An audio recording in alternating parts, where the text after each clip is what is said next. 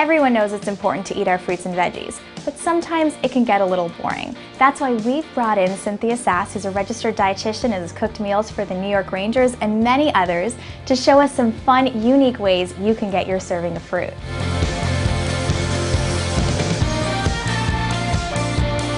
So instead of just eating fruit by itself, another thing that you can do with it is put it in your food processor, puree it a little bit, and then serve it as a dip or a spread with some whole grain crackers, a little bit of cheese and olives, or you can use it as a topping for brownie bites. It's a great sauce. You can use it for anything from fish to tofu. Mix the fruit with the savory, like a whole grain cracker. Even in your morning oatmeal, it's really versatile. A lot of people don't think about heating fruit up. If you don't have access to a grill, you can either bake or broil it in your oven and then add it to your morning oatmeal the next day, or you can eat it with some toasted oats and some sliced almonds. I just put these on the cookie sheet as well. When you're putting grapefruit on a cookie sheet, cut off the bottom so it doesn't roll around. Now, I love baked pears. I've heard recipes of that before, but you did something new here. Is that cinnamon and black pepper? This is cracked black pepper. I didn't add any sweetener here, so there's no sugar, no syrup on top. All I did is just simply put a little bit of cinnamon, crack the black pepper, put it in the oven. I like to put cracked black pepper even in with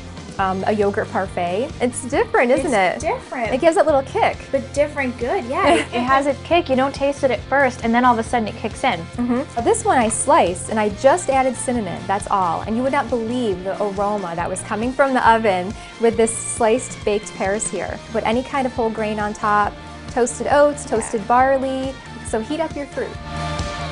If you want to add some moisture and flavor and a little bit of nutrition to your burger mix, whether it be organic turkey or my black bean burger mix, you can take something that's in season, like I have a Granny Smith apple here. Right, that's perfect. Yeah, just shred it with a box grater and go ahead and fold it right into the burger mix. It really helps the patty give it that moisture that you might be looking for, especially when you're using a really lean ground meat, and of course adds great nutrition. You know, most people think that adding fruit will make it sweeter. Can you tell the difference at all? It's not an overwhelming sweetness that you're going to be adding. And do you have to bake this for longer than usual because there's fruit in it? No, not at all. You can either saute this on the stovetop in a saute pan, or you can bake it in the oven. When I make my black bean burgers, I love to bake them on a cookie sheet.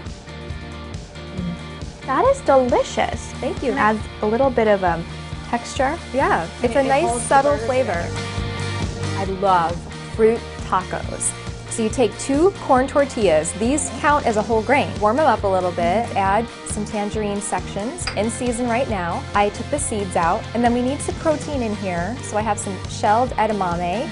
This is organic, great source of lean protein. And I like to use about a half a cup total between the 2 tacos, and about a cup of fruit. Okay. And then for a good fat, sliced avocado, which is available year round, and that's gonna add those heart-healthy fats and that satisfaction factor. And then the icing on the cake here is our balsamic vinegar. And it's really great with any type of fruit.